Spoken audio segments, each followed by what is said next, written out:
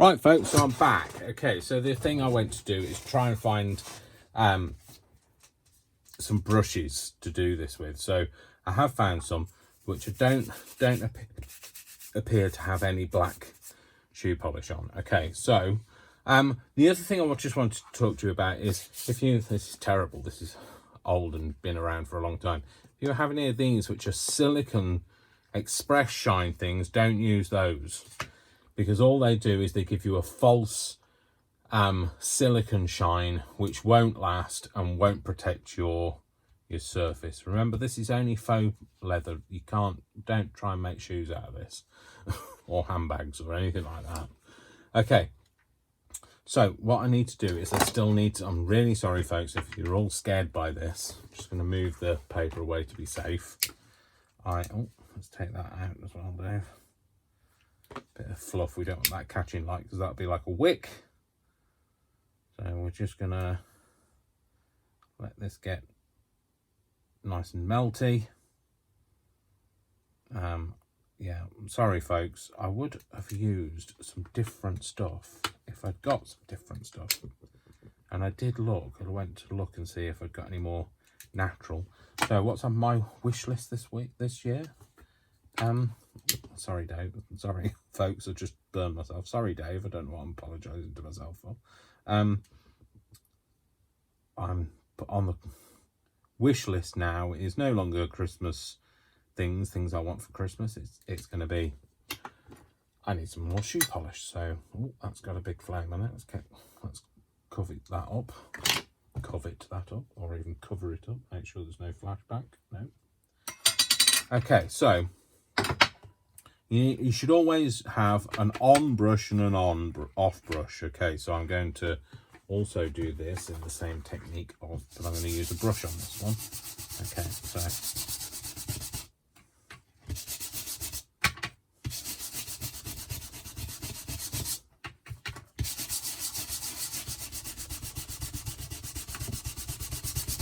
again, just brushing now. A brush you'll get right into the undulations, as it were, much easier, and it's so much easier to polish up with a brush. But remember, the first coat is you're just applicating it, so you're putting it on. Okay, it will feel waxy. You can tell where you've done it, because you'll have that waxy feeling to it. That waxy feeling.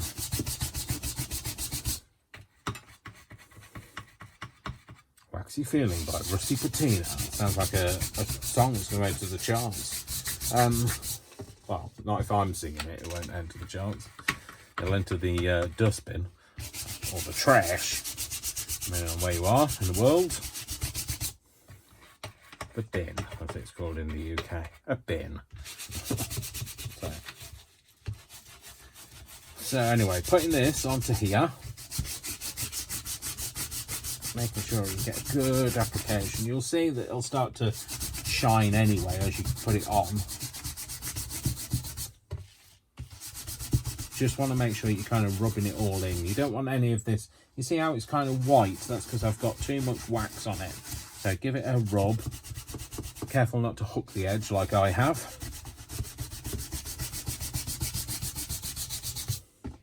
It smells like shoe polish as well, so you know, I like the smell of shoe polish though. I don't know whether that's a good thing because it's quite solvent based.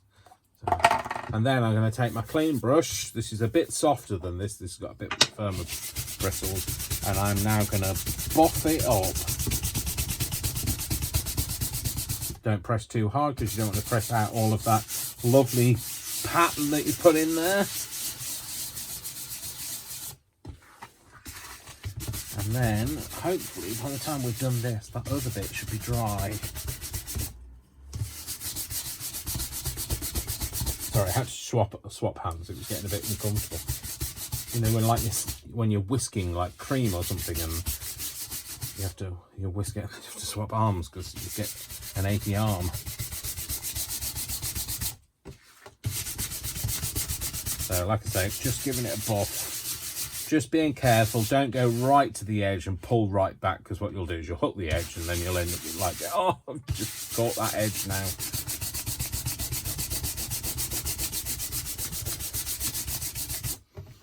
So there you go. So that's it that's it now. It's been buffed. Now I think that looks so much more leathery. Trust me, feeling it, it feels like leather. I'm so, you know, I've worked on this technique of making this leather for a while now. And I just thought I'd share it with you. I know other people do it, but this is my take on it. But definitely using wax on it feels better and less crisp. It kind of, once you've spent all that work making like leather, you don't want to then take that texture of leather away. The inside has a slightly like furry feeling, a bit like suede does. Okay, and let's just give this a buff while we're here. Might as well. Now I've got the brush out.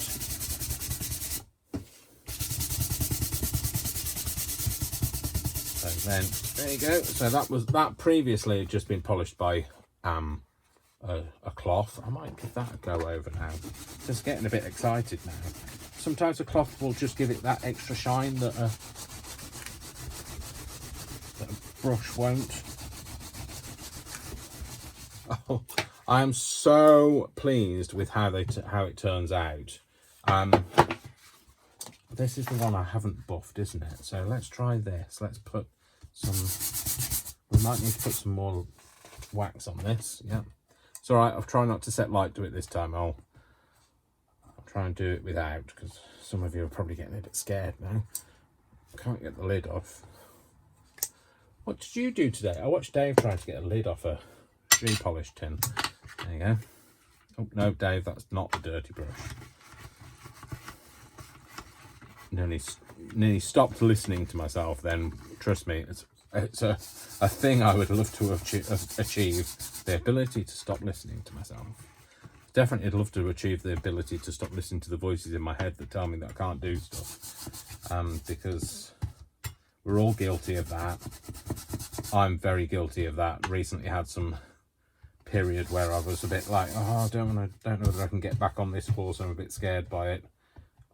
I had a bit of negative publicity, and like, not publicity, a few negative comments from some people on Facebook in one of the groups that I'm in, and it kind of rocked me a little bit, and I don't retaliate, because I really don't think that two wrongs make a right.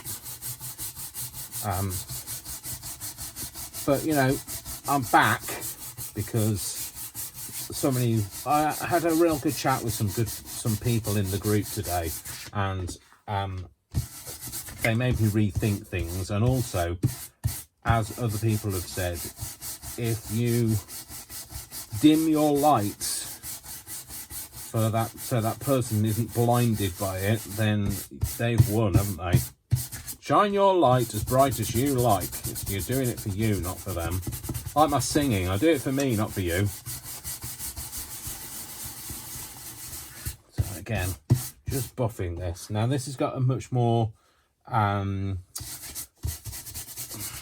almost suedey finish to it, so you won't get as high a sheen to it, because I've used the different side of the card. So remember, one side of the card is more smooth than the other side, and I'd used the more suedey side, but because I wanted a different texture. So don't try and, if you've got the suedey side, don't try and buff it to within an inch of its life, because it won't happen.